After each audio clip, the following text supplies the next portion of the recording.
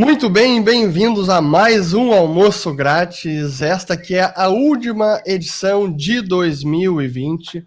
Primeiro de tudo, eu queria agradecer a todos os nossos telespectadores, nossos amigos que têm nos assistido no último ano, desde que a gente começou o programa.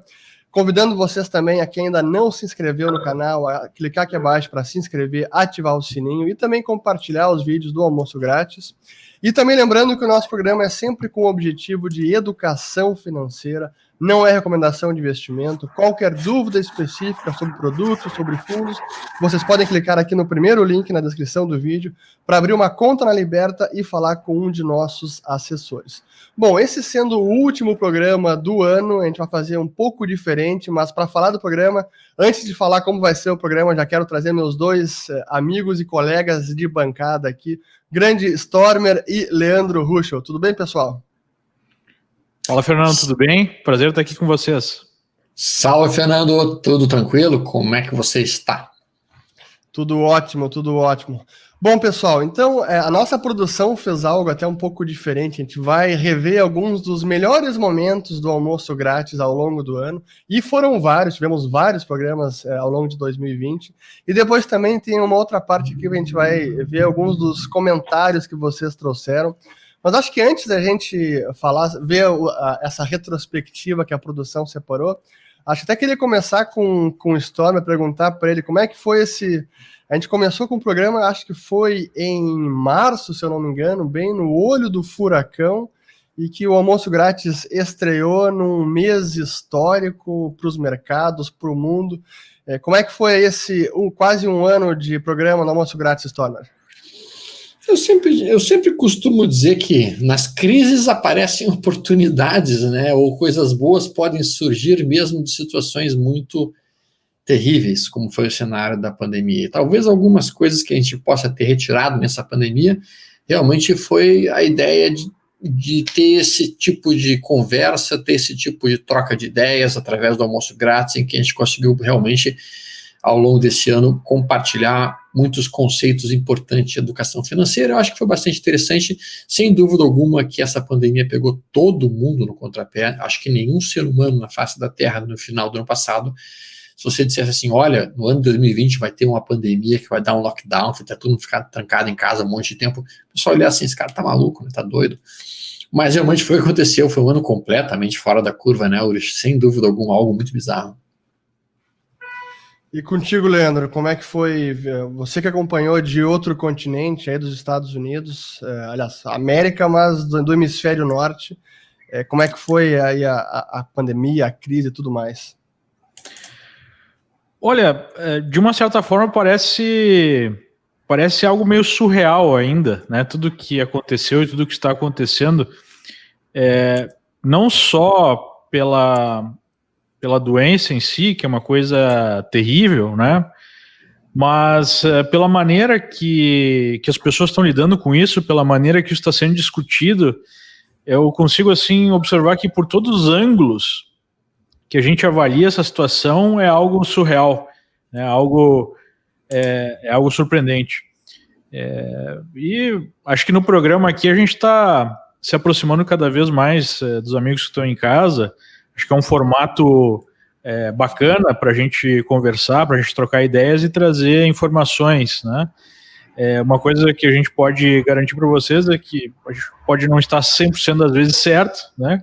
Como todo ser humano, nós vamos eventualmente estar equivocados, mas com certeza o que a gente fala aqui é o que a gente realmente pensa, né? E eu acho que as pessoas percebem isso. Eu acho que isso é muito bacana, né? Esse é o nosso encontro semanal, que até durante alguns meses a gente fez 4 vezes por semana, aí depois a gente mudou para fazer uma vez por semana, mas é muito gratificante, assim, ver as pessoas que nos acompanham e vira rotina, né? Até quando não tem, o pessoal fica até lamenta. Mas a gente cumpriu a nossa organização aqui toda segunda-feira, religiosamente, aparecendo com um novo programa para os nossos telespectadores, para os nossos clientes, isso é muito bom. E o reconhecimento que o pessoal traz aqui nos comentários também, que é um dos melhores programas aí do mercado financeiro e que traz muito conteúdo e muita informação para as pessoas, né? Acho que durante esse ano também com home office, né? A gente até estava perguntando aqui pro pessoal antes da gente começar o programa aqui, será que a gente fez algum programa dentro do escritório, né? A gente queria ter a ideia do almoço grátis era começar numa espécie de mesa redonda, a gente de frente a frente debatendo, mas a gente já começou nesse formato diferente que vamos entrar em 2021 ainda assim, né, Stormer? Eu creio que sim, tá? Realmente com a situação da segunda onda que está acontecendo na Europa e intensificada provavelmente pelo inverno que está começando lá, a gente não tem por enquanto movimentos muito auspiciosos na erradicação dessa pandemia e desse vírus. Na verdade, eu até queria lembrar, Uris, provavelmente um dos primeiros programas que a gente fez, a gente estava trocando uma ideia sobre a pandemia, e eu cheguei a comentar assim, cara, eu acho que esse vírus não deve durar uns 45 dias no máximo. Ali foi uma grande mordida na língua que eu tive que dar. Realmente, na época, quando as notícias começaram a aparecer, eu não estava levando muito, digamos assim, ao pé da letra de que seria uma situação tão prolongada quanto a que nós vimos. E realmente mudou muito todo o conceito de vida após esse ano de 2020. Né? A pergunta que fica agora para nós, eu quero até perguntar isso para o Leandro, a opinião dele, é se essa vida que nós temos hoje, se isso aqui vai ser o novo normal, se pro resto da vida nós vamos ter que viver assim, ou se vai acontecer em algum momento um retorno àquilo que era considerado vida normal no passado. Né? O que tu acha disso, Leandro? Como eu falei, acho que a grande questão é a forma como isso está sendo tratada e os desdobramentos que isso gerou, né? E faz a gente questionar até mesmo tudo o que aconteceu e o propósito disso, porque acho que tu pode falar melhor do que a gente, né, Storm, porque tu é médico. Basicamente o que a gente está vendo é que é uma nova gripe e é uma gripe que deve circular para sempre, como todos os outros vírus novos que começaram a circular, né? Eu imaginava que ia ser algo impactante, só que os primeiros relatos eram de uma letalidade de até 8%, não sei se vocês lembram disso, quando surgiu lá na China, se falava em 8%, né? 8% seria uma coisa meio catastrófica, assim. Era dezenas de vezes maior do que a gripe normal, né, no começo. E depois, com o tempo, foi se percebendo que, apesar de ser grave o suficiente para matar muitas pessoas, especialmente com mais idade ou mais debilitadas, né? Não que isso não seja super grave também, mas não oferece, né, uma ameaça existencial para a humanidade. E mesmo assim se continuou com certas medidas e posturas para supostamente combater isso, mesmo sem muito sucesso, né? A gente está vendo agora a Califórnia, que foi o estado americano que talvez implementou as medidas mais radicais assim para supostamente conter a doença, e agora os casos explodiram. Mais ou menos como aconteceu na Argentina, que também fez o lockdown mais longo do planeta, né, e um dos mais duros. Então a questão que fica essa nova normal que se fala é decorrência disso ou é o objetivo dessas medidas todas, né? A gente está vendo aí muita gente falando, especialmente pessoas ligadas aí à política, né, a centros que desenvolvem políticas que impactam toda a humanidade, como o pessoal lá do Fórum Econômico Mundial. Inclusive um deles lançou um livro falando sobre essa questão da nova normal, que seria uma oportunidade para o mundo criar uma nova matriz de desenvolvimento, um novo contrato social. Até veja, o contrato social é uma coisa profunda, né, tipo a organização política da sociedade, por conta de uma doença que, apesar da seriedade, não é uma ameaça existencial. Essa doença está parecendo muito, em termos de efeito, em termos de mortalidade e tudo mais, a gripe que aconteceu em 68, que por acaso também surgiu na China, nesse caso foi em Hong Kong, levou uns 2 anos para passar, o número de mortes sinaliza mais ou menos a mesma coisa, e não teve, né? Você não lembra em ler nos livros de história ou pensar em alguma grande mudança que aconteceu no mundo por conta dessa gripe de 68. E agora está se falando tanto dessa nova normal. Então, eu fico me perguntando, né? Até onde isso é uma agenda política e até onde é mera resposta à epidemia, né? E por último, a gente questiona também a postura A gente está no mercado acompanhando grandes empresas se beneficiando muito com isso, né? Especialmente aquelas de tecnologia, porque a vida o processo de digitalização do mundo ficou acelerado, e essas mesmas empresas defendem medidas que mudam radicalmente a forma que a gente opera no mundo, e colocam isso até como algo, né, benéfico para a sociedade e tudo mais, essas medidas.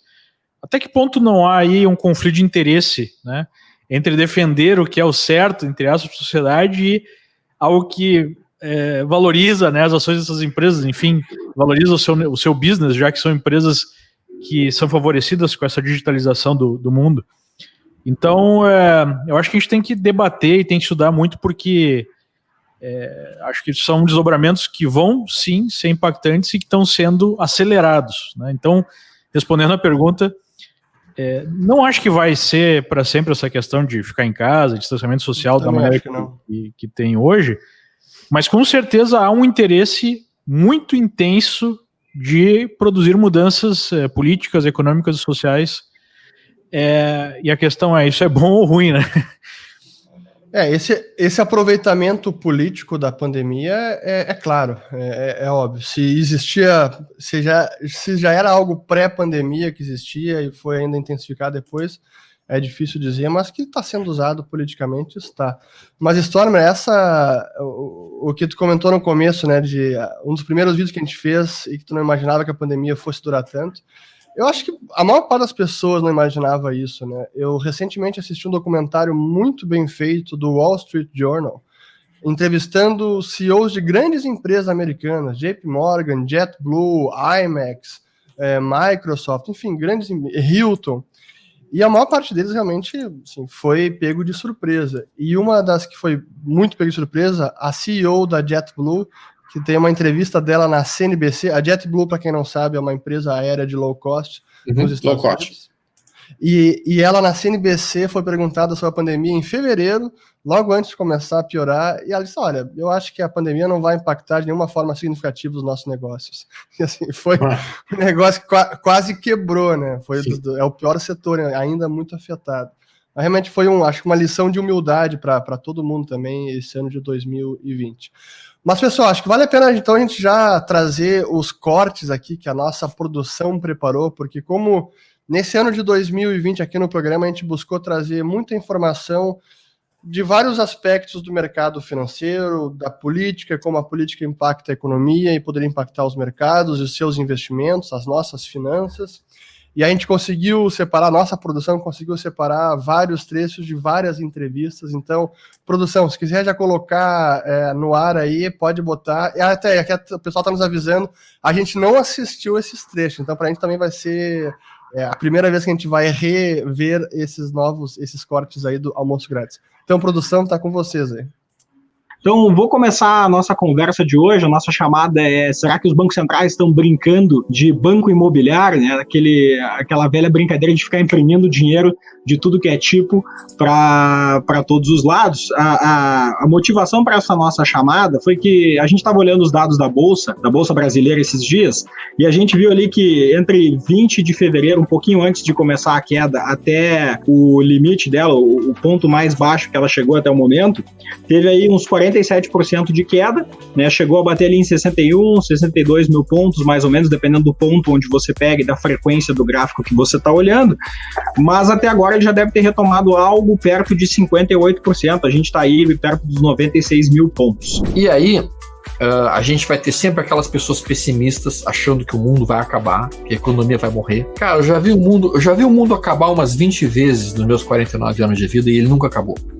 Eu já vi o final da economia americana mais de 10 vezes nos últimos 20 anos e a economia americana nunca acabou. Em 2008, todo mundo dizia que as medidas que o Fed estava fazendo para resgatar os bancos era uma tragédia econômica, que ia quebrar o país em menos de 3 ou 4 anos, e não quebrou o país. Eu creio que a gente está indo no caminho inverso do que a gente deveria. A gente deveria estar vindo num caminho de desregulamentação, de deixar o mercado mais competitivo e diminuir, né, gastos, impostos e tudo mais, porque em todas as revoluções tecnológicas, se você deixa o mercado mais livre, a economia se rearranja e até a criação de empregos é maior do que a destruição. Mas quando você começa a buscar no Estado, né, uma solução para reorganizar, para redistribuir, você começa a fechar fechar essas portas. Por exemplo, digamos que eu seja um sujeito que queira abrir uma empresa de tecnologia e ir para o mercado, né, competir com uma Google da vida, com uma Microsoft. Tem vários entraves que são criados que impedem que isso aconteça. O que me preocupa é que são questões que eu levanto e eu não tenho resposta. A brincadeira de banco imobiliário dos bancos centrais que podem criar dinheiro sem nenhum esforço econômico, uma simples tecla de computador se cria trilhões de dólares ou bilhões de dólares, são algumas. A primeira é que isso é um grande experimento monetário que a gente está vivendo. Digamos que ainda não deu errado, entre aspas, que até é difícil verificar qual o sinal para dizer, não está dando certo. Para mim, um dos sinais que não está dando certo é que a dose desse remédio segue sendo aumentada e o remédio segue sendo repetido no Banco do Japão, na Europa, agora nos Estados Unidos. Nunca agora acabou. Não, a próxima dose precisa ser maior. Começou em 2008 na crise e agora a gente está retomando isso. E aí, meus amigos, o que faz vocês refletirem revendo esse trecho aí? Essa semana que passou aí, largaram mais 900 bi, né? Pois é, exatamente. Enfiaram mais 900 bi no mercado essa semana aí. Essa das coisas que me surpreendeu. Acho que não me surpreendeu que os bancos centrais, os governos fariam medidas muito extraordinárias, mas a magnitude que foi feita, e como o Storm está falando agora, a recém-governo americano aprovou mais 900 bilhões, então já chega a mais de 3 trilhões de dólares de pacote fiscal, fora monetário. Olha, é assombroso, né? O governo japonês chegou a injetar 60% do PIB num ano.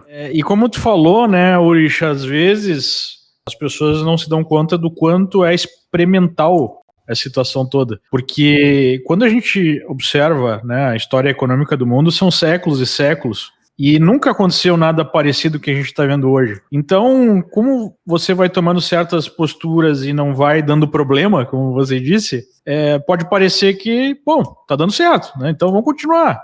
Só que às vezes o efeito daquilo que você cria tem uma distância temporal significativa e aí você não percebe. Você vai perceber só muito à frente o que aconteceu, né? Talvez a mesma coisa aconteça quando a gente olhe para trás e observe as medidas que foram tomadas para combater o vírus, né? Isso talvez demore para se perceber. O que a gente pode ter uma certeza absoluta em termos do que está acontecendo é que essa postura gera maior fragilidade, né? Porque as pessoas estão mais endividadas, os governos estão mais endividados, as empresas estão mais endividadas, as famílias estão mais endividadas. E a solução para que isso não gere uma ruptura é aumentar ainda mais o endividamento, né? No que parece ser um esquema Ponzi, assim, do tipo, para a bicicleta não cair, vamos pedalar mais, né? Mas olha só, as empresas endividadas, tá? Então, assim, sim, elas estão endividadas, e aí tem essa injeção de dinheiro brutal no mercado. Literalmente, as pessoas não sabem onde enfiar esse dinheiro, o dinheiro acaba indo ou para a bolsa, ou para Bitcoin, ou para alguma coisa nesse cenário. Aí as empresas fazem ofertas secundárias de ações, captam dinheiro ali. Então, cara, eu acho que sim, eu concordo com a ideia do Urich de que é um modelo experimental, que nunca foi feito na existência da raça humana, mas o fato é que o capitalismo, senhores, ele não é uma ideologia.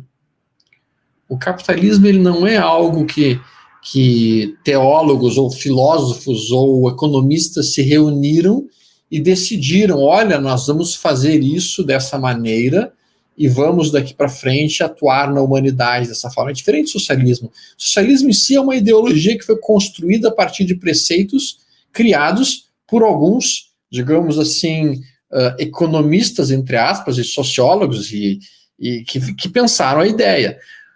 Não existe um bando de burgueses, entre aspas, que se reúnem à noite, na calada da noite, para planejar o que vai ser o próximo passo do capitalismo mundial. Isso não existe.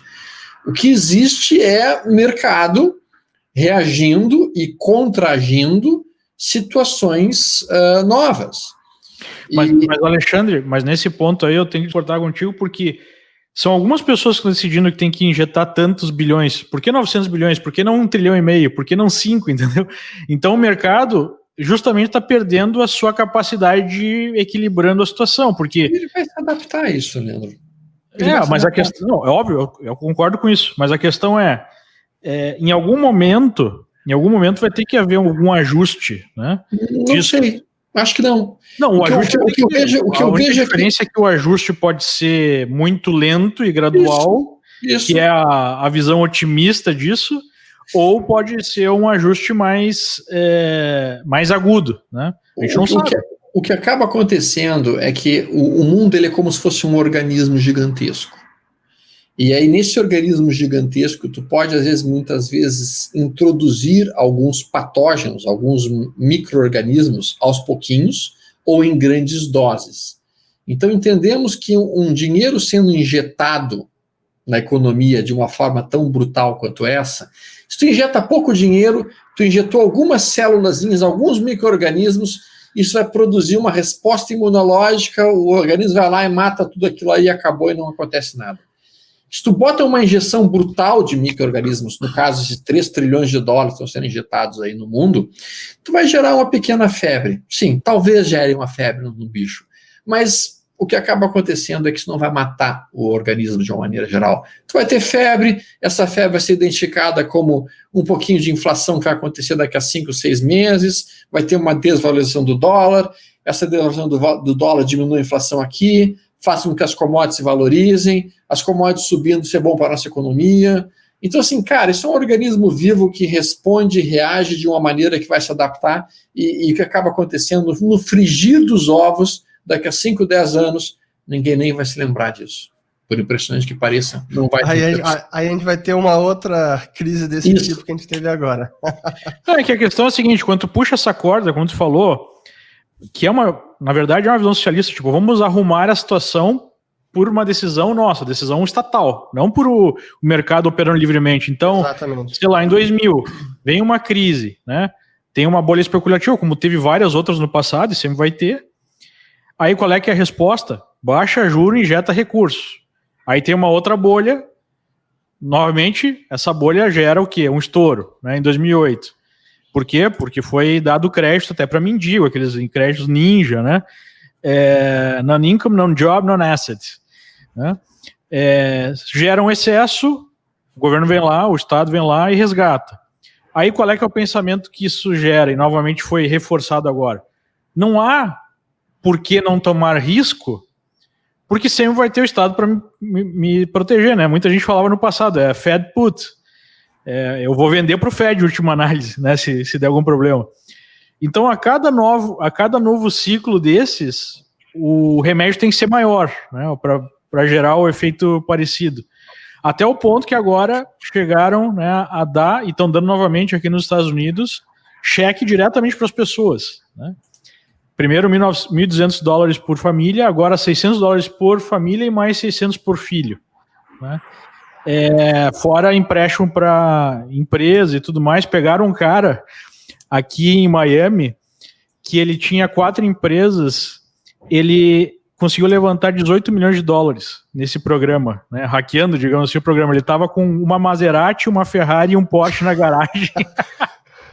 Não me disse que ele botou na Tesla ainda, que ele comprou Tesla ainda. Então, cara, ok, né? Agora vamos recuperar, né? Quando acabar a pandemia e tudo mais, num nível de endividamento maior do que existia lá durante a Segunda Guerra Mundial, foi o maior conflito da história, em tempos de paz. Aí tá, vamos continuar. Mas tem um momento que tu alavanca o sistema e se a produção de riqueza não acompanha essa alavancagem, tu não tem como manter isso, né? Acho que o Urich até pode falar melhor do que eu, porque ele é mais conhecedor aí do aspecto econômico desse problema. A única parte otimista dessa equação, ou com potencial otimista, seria, a gente tem que ter uma revolução, que muitos acreditam nisso, tão acelerada em termos de aumento da eficiência, que seria criada pela tecnologia, que contrabalancearia essa alavancagem monstra, né? Eu acho que essa seria a expectativa, assim, otimista. Eu acho que tem um ponto que eu concordo com o Alexandre que, cara, a sociedade se adapta, o ser humano se adapta às piores condições. Veja o que aconteceu no Brasil na década de 80, a gente viveu com alta inflação e hiperinflação durante alguns anos, até uma década com alta inflação, e a gente conseguiu, e a economia ainda funcionava aos trancos e barrancos, mas funcionava apesar daquela alta inflação. Era 80% ao mês, cara, lembra? Era uma loucura. Era um troço assim que tu comprava uma coisa de manhã, de tarde, era muito mais caro. E assim, a mesma coisa vai acontecer com esse mundaréu de dinheiro que está sendo injetado e que tem um efeito que o Leandro comentou, que é essa injeção de liquidez, essa manipulação dos preços, distorção dos preços pelos bancos centrais. Isso também vai mascarando o risco, gera má precificação de risco, faz com que as pessoas tomem mais risco. E eu não descarto em algum momento, não vai ser agora ou ano que vem, mas talvez daqui mais 5 ou 10 anos, isso gere algum momento de reprecificação de tudo, uma correção forte nos mercados. Não vai ser o fim do mundo, não vai ser pior que uma pandemia, mas talvez uma forte crise econômica, financeira. Isso eu não descarto, porque... ou então a gente vai no caminho, se isso não acontece, a gente vai no caminho de aumentar a dose, e aumentando a dose, é cada vez mais intervenção, mais o governo, esse Banco Central, quase que estatizando, né, os ativos financeiros do mercado financeiro. Porque, veja, como o Alexandre falou, por que o capitalismo funciona? Porque ele vai se ajustando, diferentemente de socialismo, onde tem uma entidade que tenta acertar as coisas, né? Que é até impossível, como o Mises colocou, se você não tem preço correto, você não tem como fazer planejamento, se não tem como fazer planejamento, não tem comunismo, socialismo, enfim, esses regimes. Colapso. Agora, olha o que está acontecendo na Europa, né? Ano passado, não foi nem esse ano, ano passado, 2019, um quarto das empresas europeias tem menos capacidade de gerar resultado, né, do que o tamanho aí do seu serviço da dívida, mesmo com juros baixíssimos. Ou seja, são empresas zumbis. Elas não conseguem sobreviver no mercado livre, elas precisam de ajuda. E o número de empresas desse tipo está crescendo por conta dessas ajudas. Então, o aumento da eficiência, que seria uma possibilidade para não ter problema com esse aumento, né, do endividamento, não acontece, porque, na verdade, o aumento de endividamento e o subsídio que o governo vai dando vai diminuindo a eficiência, porque você não tem aí uma pressão para ser mais eficiente. Porque se você consegue manter as portas abertas, mesmo sendo menos eficiente, por que você vai ser mais eficiente, né? Então, não parece um arranjo sustentável, né? Alguma coisa vai ter que acontecer aí. Uma outra possibilidade seria, e aí é um mundo mais perigoso ainda, é que poucas empresas que não têm problema de endividamento, que na verdade tem mais dinheiro que o próprio governo americano, tipo uma Apple da vida, um Google, né, um Facebook, enfim, essas empresas aí que estão conduzindo a revolução digital, elas que vão aumentando a eficiência de toda a economia. Mas aí elas concentram poder político, econômico e até social, porque elas defendem, né, até a cultura, são aí um punhado de empresas. Aí essa também é uma questão problemática para a sociedade, né?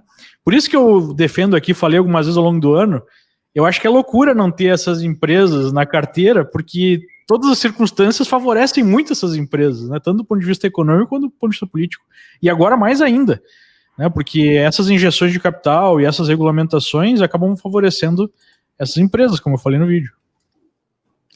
Pessoal, muito bem, então vamos ao nosso segundo corte deste ano, mas antes de botar, só lembrando aos nossos amigos que tudo que a gente conversa aqui é educação financeira. Qualquer dúvida sobre investimentos, basta clicar aqui no link na descrição do vídeo para conversar com um dos nossos assessores na Liberta Investimentos. Então, produção, coloca o próximo corte aí na tela. Eu brinco sempre que o Brasil, se eu fosse um extraterrestre e chegasse na Terra e eu fosse obrigado a investir no país, eu investiria no Brasil. Eu também acho. Assim, o Brasil tem muita burocracia, a gente sabe que a vida aqui não é das mais fáceis, mas como empreendedor, você quer entrar num lugar onde falta tudo, né? Isso. Onde falta tudo, tem oportunidade para tudo. Pode falar aqui 1000 coisas, né? Mas eu também não sei de tudo, né? Eu conheço bem o sistema financeiro, mas eu diria que como um todo no Brasil falta tudo. Falta supermercado, falta hospital, falta faculdade, falta tecnologia, falta fibra ótica, falta infraestrutura. Então, assim, o que precisa é gente com coragem, que acredite no Brasil, faça a coisa certa, que não busque atalho. É isso. Então, mas se eu tivesse que começar nesse momento agora, eu faria tudo de novo. E aí, Stormer, vocês que conversaram com o Guilherme Benchimol, para quem não sabe, é o CEO da XP Inc., e a XP que fez seu IPO, né? Foi 1 ano de IPO da XP, um evento espetacular. Vocês que estiveram presentes lá na abertura do capital da XP na bolsa da Nasdaq. O que vocês acham dessa fala do Benchimol para empreender no Brasil, onde estão as oportunidades? Eu acho que o Benchimol foi muito feliz nessa colocação dele, tá? Eu volta e meia vejo muitas pessoas jovens querendo sair do Brasil e indo para países que já estão maduros ou até mesmo velhos, tá? Então tem muita gente que sonha, eu quero ir para a Europa. Cara, a Europa está pronta, a Europa está construída, a Europa já tem tudo ali. E lá tu vai ser um estrangeiro em um país que não te quer ali e que não vai ter oportunidade para estar produzindo coisas novas. Se a gente for muito objetivo nisso, qual foi a última empresa bilionária que a Europa produziu nos últimos 10 anos? Nenhuma. Ela não produziu nenhuma empresa bilionária nos últimos 10 anos. E nos Estados Unidos? Dezenas. E no Brasil? Também dezenas. Então, não existe mais muita mobilidade social em países maduros. A mobilidade social ela existe em países que têm oportunidades. E o Brasil tem mobilidade social, sim. É um país que tem uma enorme mobilidade social. Lógico que tem um monte de problemas burocráticos, logo tem um monte de inseguranças jurídicas, lógico que tem um monte de inseguranças até mesmo físicas. Mas, na minha opinião, o lugar melhor para botar dinheiro para poder realmente transformar um real em 10, 20, 30, 40 reais é o Brasil. Essa é a minha visão. Eu continuo suportando essa ideia, sim, sem dúvida alguma. Basicamente, né, uma regra que funciona no mercado, que é inquebrável, o retorno é compatível com o risco. Então, o nível de risco no Brasil usualmente é maior, porque o nível de incerteza é maior em todos os aspectos, então o retorno vai ser maior. Mas tem um aspecto que eu acho até mais interessante nessa colocação do Benchimol, com quem eu tive oportunidade aí de conviver e conversar muito, é que ele sempre, né, uma das coisas que sempre me marcou nas conversas com ele, na postura dele, é o otimismo. Ele sempre foi um cara extremamente otimista, por mais desafiadora que fosse a situação, né? E eu acho que essa é uma postura também que eu sempre observei em todas as pessoas que produziram esse tipo de resultado, né, que saíram do zero e ficaram multimilionárias e criaram grandes coisas. Uma postura assim muito positiva em relação à vida, em relação aos negócios, em relação aos dobramentos das coisas que vão ser feitas, e mesmo em situações em que as coisas deram errado, eu sempre vi ele, agora a gente aprendeu um monte com isso, vai ser mais fácil para com esses aprendizados, né, tentar novamente e acertar esse negócio. Então, eu acho que esse é um traço comum aí de quem produz muita riqueza, é um otimismo assim quase patológico, né? É uma percepção positiva em relação a todos os aspectos. Então, acho que esse é um aspecto importante, né, para qualquer empreendedor, porque a gente fala aqui, por isso que eu acho tão ligado, né, bolsa com empreendedorismo. A bolsa é o resultado final, digamos assim, até o inicial em alguns países como os Estados Unidos, de um processo de empreender, de criar valor, de pegar um problema que existe na sociedade e solucionar melhor esse problema, entregar mais valor para a sociedade e criar riqueza, enfim, bem-estar para todo mundo, né? Então, é sempre muito bom, né, a conversa com o Benchimol e ele sempre nos ensina bastante nesse sentido. Até a produção separou aqui alguns comentários do pessoal sobre esse almoço grátis. Ó, tá aqui o da Luciana Lu. Escutar o Leandro Ruschel aumenta o QI da gente. Ó, pra ti, Leandro. O que mais, produção? Ó, essa entrevista foi um verdadeiro serviço público de informação. Boa. Eu acho justamente isso, né? Quando tu tem a possibilidade de compartilhar uma visão tão inteligente, estrategicamente falando, e tão empreendedora quanto a do Benchimol para as pessoas, e mesmo as opiniões do Leandro e do Urich complementando isso, a gente, sem dúvida alguma, acaba fazendo algum tipo de serviço público, porque, cara, ouvir pessoas como ele, sem dúvida alguma, trazem excelentes ideias sempre, sem dúvida agrega muito conhecimento. Eu acho que um aspecto que as pessoas têm que entender é o seguinte, né? Pode parecer óbvio, mas não é tão óbvio assim. Se você quiser alcançar resultados diferentes, você vai ter que fazer alguma coisa diferente. Então, via de regra, quando a gente teve, né, Stormer, Urich, a felicidade de ter contato com milhares e milhares de pessoas por conta dessa atividade que a gente desenvolve, especialmente no começo, quando a gente fazia só cursos presenciais, porque naquela época nem tinha tecnologia para fazer essas palestras online, né? Inclusive, nós somos, acho que no mercado financeiro, a primeira empresa a fazer esses eventos online. Lá em 2008 fizemos a Semana do Trader e transmitimos pelo Ustream, né, em tempo real. Era tudo meio picotado, assim, meio um borrão, mas já dá para ter uma ideia. Nesse contato com as pessoas, a gente vê que muita gente quer o resultado, né, almeja, digamos assim, na bolsa, eu quero ganhar uma grana, eu quero fazer aí 100%, eu quero ter uma vida diferente, né, mas eu não quero passar pelo trabalho ou pela mudança de mindset, que é mais importante do trabalho, para alcançar isso, ou nem percebo que é necessário isso. Então, para você alcançar algum resultado diferente na sua vida, você vai ter que fazer alguma coisa diferente. E, de uma maneira geral, fazer alguma coisa diferente envolve empreender, né? Envolve aprender uma coisa nova, envolve desafiar o que você já tem como crença estabelecida, e isso é desconfortável, né? Ninguém quer fazer isso, não é agradável de uma maneira geral fazer isso. Tem pessoas como o Benchimol que transformam isso numa espécie de esporte, né? O próprio processo gera o prazer, né? O desafio gera o prazer, mas de uma maneira geral gera muita aflição nas pessoas. Então, acho que o primeiro passo para você passar por um processo aí de enriquecimento é você ter a consciência que você vai ter que mudar e que você vai ter que fazer aí, né, uma batalha contra você mesmo para mudar suas crenças, para mudar o seu mindset. Muito bom. Produção, sei que vocês têm mais um corte aí para a gente poder rever. Vamos lá, tá com vocês. Qual é que é a sua expectativa, né, para reforma fiscal, reforma administrativa? Há chance disso acontecer em algum grau? Como é que o senhor está vendo? Porque eu acho que isso vai ser definidor, né, para como vai andar a economia brasileira, como vai andar a Bolsa Brasileira, que é o que o nosso público aqui, né, mais está interessado. Como é que deve ser isso? Porque por mais que a gente tenha, né, esse desejo, esse sonho liberal, existe a realidade que o senhor colocou, que vai ao contrário a esse desejo. Como é que deve andar essa luta daqui para frente? A privatização da Eletrobras, o Rodrigo Maia disse que ele não tem espaço em 2020, só 2021. Não é eu que estou falando, não, o Rodrigo Maia falou. Então, das 2021. A reforma administrativa, pelo andar da carruagem, isso contraria muitos interesses, isso vai ser julgado para 2021. A tributária, por mais foco que o Congresso tenha, nós já estamos em setembro, tem 42 dias úteis. Esquece.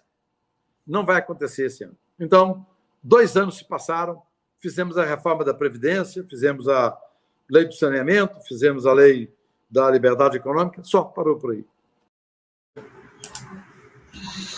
Pois é, né? Essa talvez tenha sido, eu não sei se é decepção ou choque de realidade, a expectativa estava muito alta com as privatizações que, afinal, não aconteceram, né, Leandro?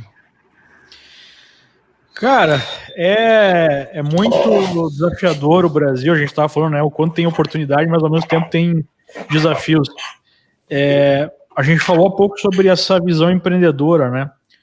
Mas tem incrustado aí, né, no Estado brasileiro, e as pessoas que comandam esse Estado, até fiz um outro vídeo comentando isso mais cedo, uma mentalidade de se aproveitar da sua posição e rale-se a sociedade, né? Essa que é a verdade.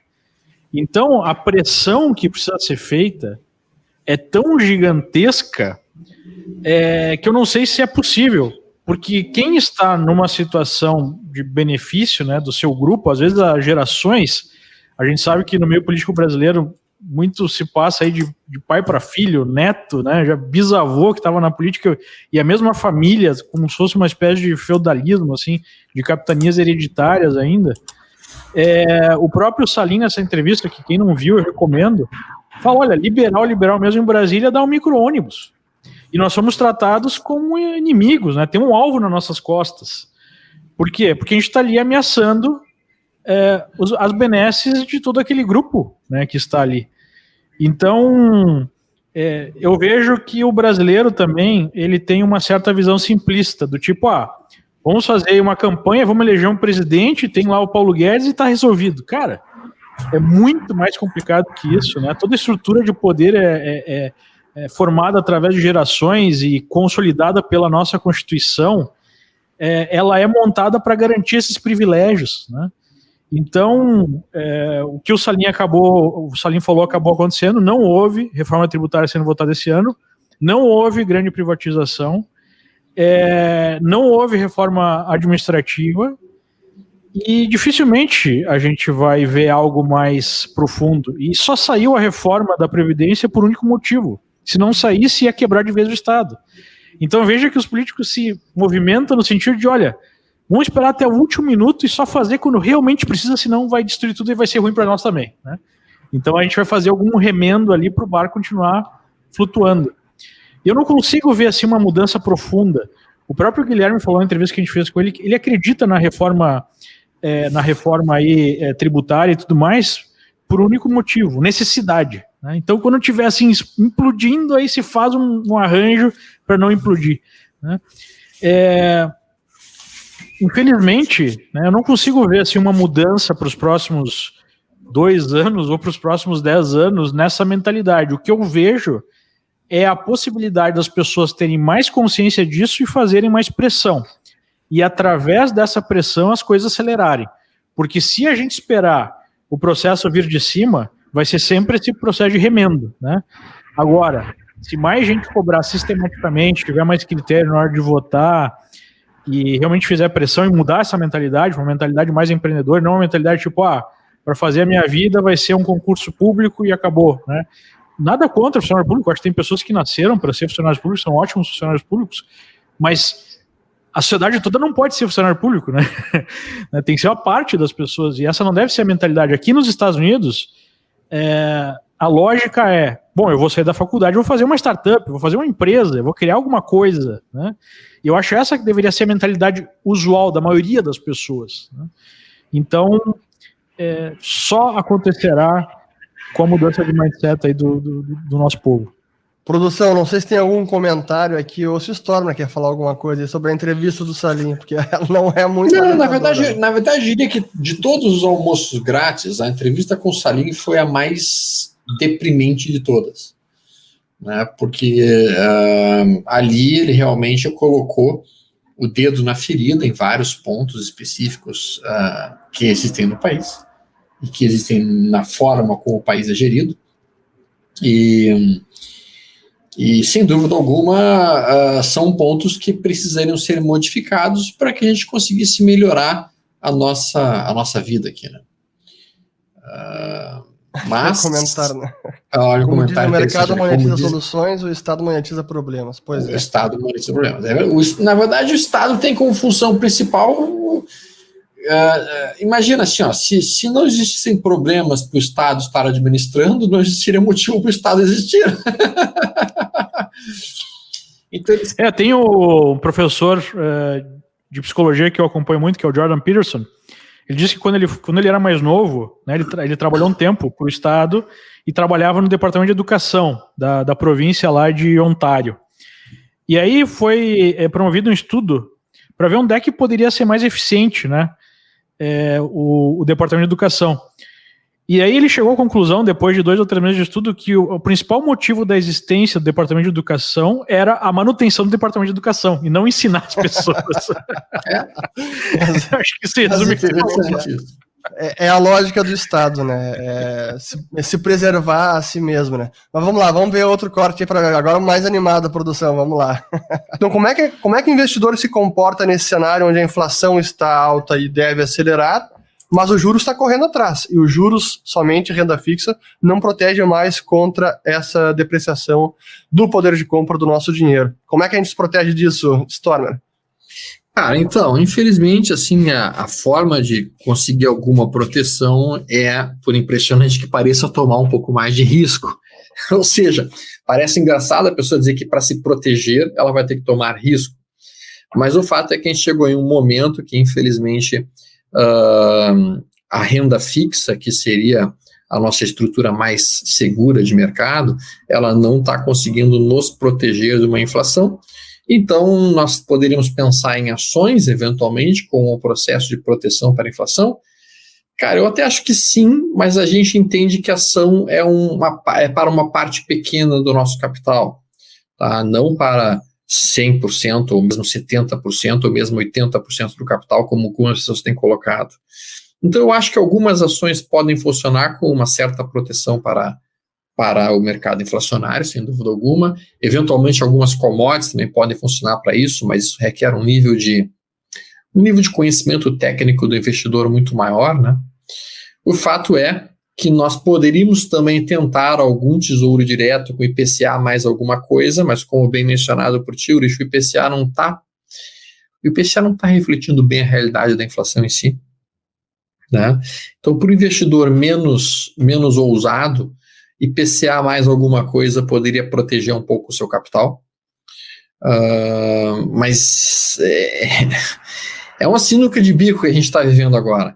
E nós ainda temos o ouro como eventual reserva de valor, uma alternativa também. Por último, basicamente, temos o dólar, né, que poderia ser uma ferramenta eventual para proteger alguma coisa, né? Eu acho que hoje eu responderia diferente a tua pergunta, sabe, Ursh?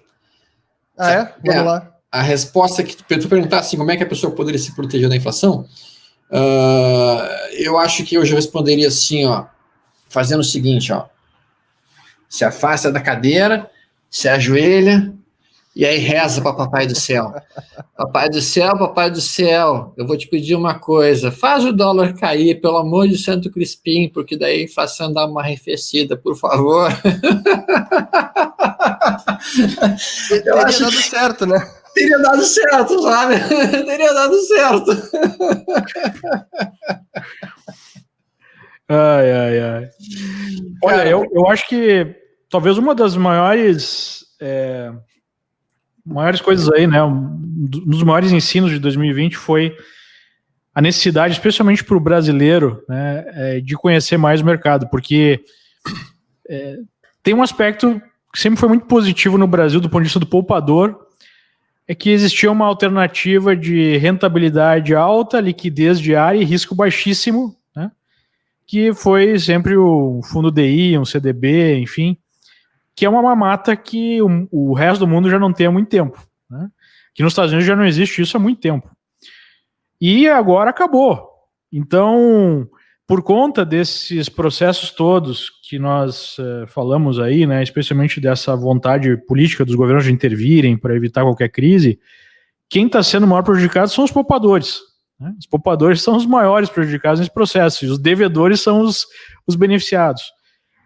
Então, se você quiser ter aí, né, uma reserva para aposentadoria ou ter uma rentabilidade maior no patrimônio que você acumulou para completar a sua renda, você vai ter que entender como o mercado funciona, vai ter que fazer outro tipo de operação, vai ter que diversificar, vai ter que investir no mundo e assim por diante, né? Acho que isso que a gente é o mantra que a gente está apresentando aqui nos almoços grátis. Acho que essa foi sempre uma visão que a gente buscou trazer para o pessoal, né? Mostrar, olha, esse é o cenário que está se desenhando e, embora a gente tenha, talvez, subestimado o impacto da pandemia, como a maior parte das pessoas, acho que o resto do ano a gente conseguiu ter uma leitura dos cenários do que iria acontecer muito, muito acertada. E isso nos permite realmente ter também uma postura melhor com os nossos próprios investimentos. Assim, essa visão de o que proteger da inflação, Tesouro IPCA, sempre pensando, olha, nesse juros de Selic em 2%, que deve continuar aí adentrando 2021, isso significa que títulos mais longos acabam carregando um componente de risco maior, porque tem muito mais sensibilidade à variação de juros. Então, preserva um pouco do seu patrimônio, mas pega títulos um pouco mais curtos, que não vão variar tanto, protege contra a inflação, dá um rendimento menor, mas um cenário mais adverso não deu um susto, que acabou acontecendo também ao longo do ano. Muita gente que estava no Tesouro IPCA vendo perdas na sua rentabilidade. Mas como assim? Tesouro IPCA dando perda? Então, essa visão de saber o risco de cada instrumento é importante. E aqueles ativos seguros, como a gente trouxe também, ouro foi um que performou muito bem ao longo do ano, e o dólar, que é a diversificação de moeda, né? A gente buscou trazer também isso já até antes da pandemia, que a gente falava para os nossos clientes, olha, é importante ter essa visão de longo prazo, e quando se fala em patrimônio, não dá para ficar 100% exposto em reais. Nenhum investidor mundial, global, renomado, pensa em ter seu patrimônio 100% em reais. Por que você faria o mesmo? Então, acho que essa preocupação sempre foi importante. Lembrando, pessoal, qualquer dúvida sobre investimento específica, falar com os nossos assessores aqui, clicando no link na descrição do vídeo, porque o nosso objetivo aqui, sempre recordando, é de educação financeira. Deixa eu ver, acho que a gente tem mais cortes aqui, né, pessoal? Então, o que a gente vê é o euro se valorizando em relação ao dólar, né? O dólar, em geral, nos últimos 2-3 meses aí, talvez uns 4 meses, perdendo terreno em relação a outras moedas. Eu vejo uma correlação muito forte de emergentes com o euro, ou seja, você pode pegar o gráfico e ver que a bolsa brasileira, chinesa, enfim, emergentes sobem quando o euro sobe, né, e as moedas desses países também. O que a gente está vendo, na verdade, é uma expectativa, né, positiva para a economia global, seja pela descoberta aí das vacinas, a expectativa de que a crise sanitária está perto do fim, né, ou pelo menos se desenha aí um final para isso. O mercado sempre trabalha já precificando hoje o que deve acontecer daqui a alguns meses, e a expectativa de um fluxo mais positivo para emergentes por conta do fim dessa política America First, que deve dar mais espaço para os chineses, né, que estão precisando para a economia chinesa não quebrar.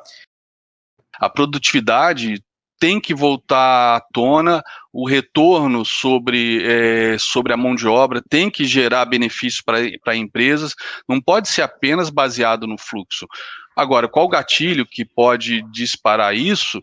Pode, sei lá, de repente, no dia que sair o primeiro lote de vacinação, sei lá, é aquela história, né? Sobe no boato, cai no fato, todo mundo apostando tudo nas vacinas, e as vacinas podem, no final das contas, serem a grande vilã de uma correção.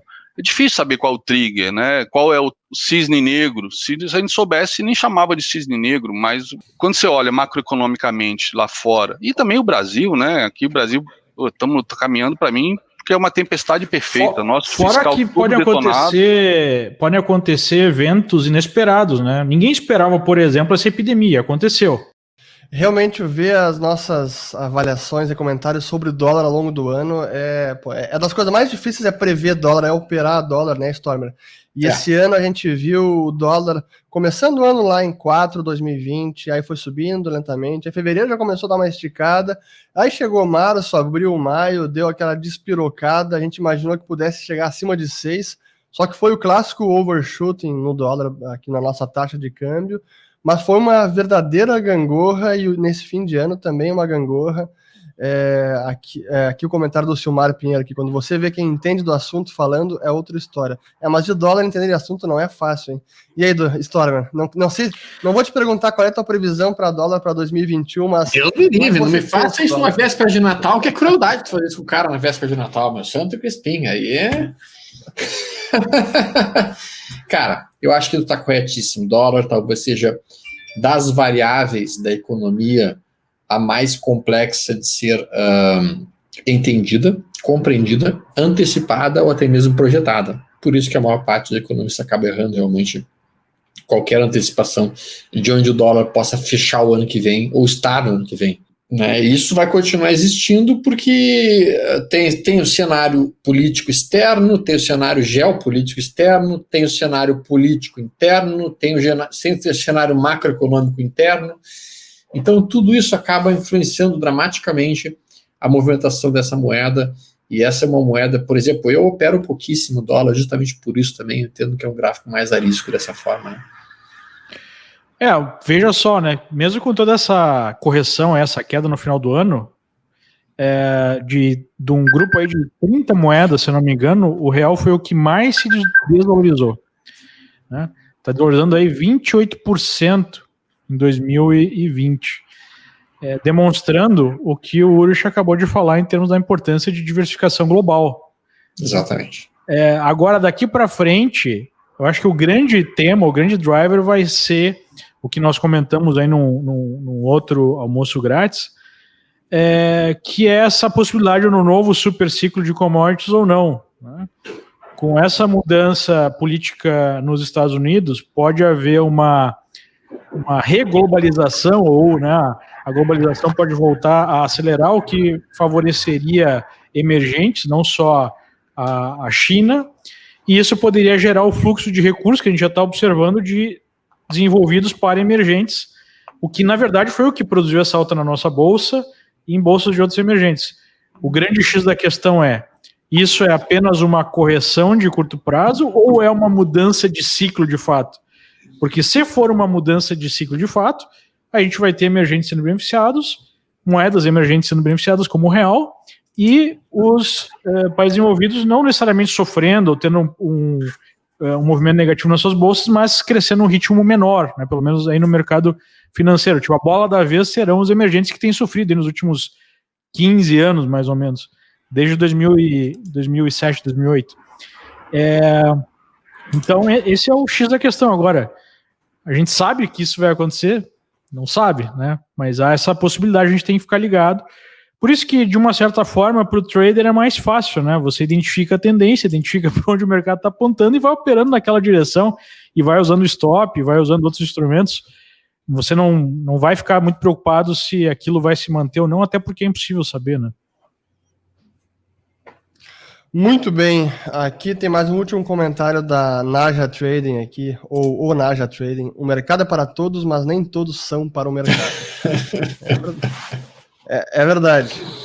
Mas, pessoal, antes de eu chamar para o nosso encerramento aqui, para alguns recados finais aos nossos amigos, clientes, telespectadores, nossa produção está me avisando que tem mais um corte final aqui, mais um vídeo final, e depois eu trago para a gente encerrar o nosso último programa de 2020.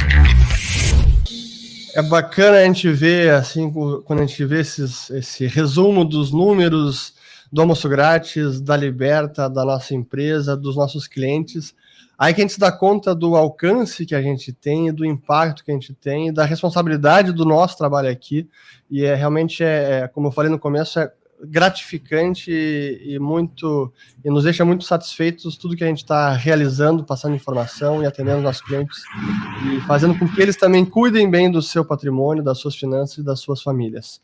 Bom, para a gente encerrar então esse 2020, começando aqui com o Leandro, um recado final aqui para os nossos telespectadores, o que de fim de ano e para 2021 também, né? Bom, acho que todo mundo vai concordar que 2020 não foi um ano fácil, né? Um ano difícil aí em vários aspectos. Muitas pessoas acabaram nos deixando, né? Talvez alguém que você conheça, amigos, sua família, por conta disso tudo que aconteceu. Mas nós estamos aqui, né? A vida continua e anos difíceis servem para a gente aprender. E aprender é o aspecto mais importante da vida, porque quanto mais nós aprendemos, mais nós estamos preparados para enfrentar os próximos desafios e para criar valor, para ajudar os outros, né, para ser aí uma força positiva na sociedade. Então, 2020 foi difícil, mas também foi um ano de aprendizado. Stormer, teu recado para os nossos amigos, clientes, telespectadores. Bom, eu realmente entendo que foi um ano muito complicado, bastante difícil para a maior parte das pessoas. E sim, um ano que houve uma necessidade de superação brutal de todo mundo, tá? Então a gente aos pouquinhos foi arregaçando as mangas, aos pouquinhos a gente conseguiu trabalhar, tá? E produzir um ano que teve resultados muito bons, como a gente acabou de ver ali, dentro de tudo que a gente conseguiu construir no ano 2020. 2021, se Deus quiser, vai ser um ano um pouquinho mais propício, e ao mesmo tempo nós continuaremos fazendo a nossa parte. O Epíteto tinha uma frase que ele dizia o seguinte: olha, as coisas são divididas naquilo que você tem alguma esfera de ação em cima e aquelas coisas que você não tem absolutamente nenhuma esfera de ação em cima, ou seja, aquilo que você pode intervir e atuar e aquilo que você não pode intervir e atuar. As únicas coisas que merecem a nossa preocupação são aquelas que a gente tem onde intervir, aquelas que fazem parte da nossa esfera de ações. Aquelas coisas que estão fora da nossa esfera de ação, a gente não deveria se preocupar, porque não vai nos ajudar em absolutamente nada estar preocupado com elas, já que nós não temos o que fazer naquele ponto. Então eu acho que 2020 foi específico nisso. As coisas que nós não tínhamos onde agir, nós não devemos nos preocupar. E as coisas que a gente podia agir, produzir mais, trabalhar mais, criar mais, desenvolver mais, são as coisas que a gente se preocupou em fazer neste ano de 2020, e será assim no ano 2021, onde então, se Deus quiser, o mundo vai melhorar, as pessoas vão poder voltar a conviver, voltar a abraçar as pessoas que elas gostam, a gente vai poder fazer eventualmente um desses ao vivo, né, e não... Almoço grátis ao vivo vai ser histórico. Exatamente. Almoço grátis ao vivo de Miami ainda. De Miami seria melhor ainda, então. Mas então, um grande abraço a todos os amigos, eu espero que todos vocês tenham uma excelente entrada de 2021, que tenham ótimas festas, muita paz, saúde e prosperidade para todos vocês, e contem sempre com a Liberta para transferir o máximo possível de conhecimento para vocês, porque, novamente, como eu sempre repito, é o conhecimento quem liberta as pessoas. Muito bem, pessoal. Primeiro, meu muito obrigado a todos vocês que nos assistiram durante esse ano todo de almoço grátis. Realmente, as palavras os elogios, as críticas, os comentários, realmente nos deixa muito satisfeitos com o trabalho feito. Espero que vocês tenham gostado. Boas festas e uma ótima entrada para 2021, que vocês consigam realizar tudo o que quiserem, e contem com a gente, contem com a Liberta Investimentos. Até 2021. Tchau, pessoal. Ótimo 2021. Abração.